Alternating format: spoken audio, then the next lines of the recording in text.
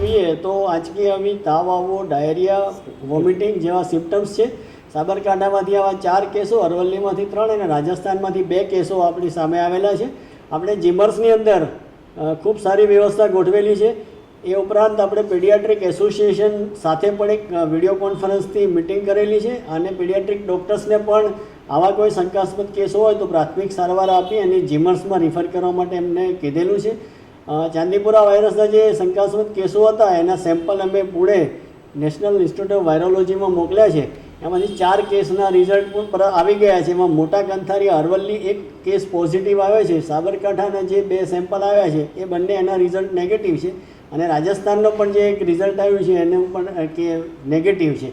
આપણી ચાંદીપુરા વાયરસને પહોંચી વળવા માટે વહીવટીતંત્ર સજ્જ છે. મેડિકલ હોસ્પિટલ, જીમર્સ અને CDHO અને એમની ટીમ આજુબાજુ જે વિસ્તારમાંથી આ કેસો મળી આવે છે અને 5 કિલોમીટરની ત્રિજ્યામાં સર્વેલન્સની કામગીરી અને ડસ્ટિંગની કામગીરી કરવામાં આવે છે અને કોઈપણ પ્રકારે આ રોગચાળો વધે નહીં એ માટે સંપૂર્ણ તકેદારીના પગલાં લઈ રહ્યા છીએ. સેન્ટ ફ્લાય સાહેબ ક્યારે ઉડતી હોય છે? સેન્ટ ફ્લાય નોર્મલી સવારે 8:30 પહેલાં જોવા મળતી હોય છે અને કાચિયા માટીના લીપણવાળા જે મકાનો હોય ને એમાં તિરાડો હોય અને પાકા મકાનોમાં જો તિરાડો હોય તો તિરાડોમાં એ સામાન્ય રીતે રહેતી હોય છે.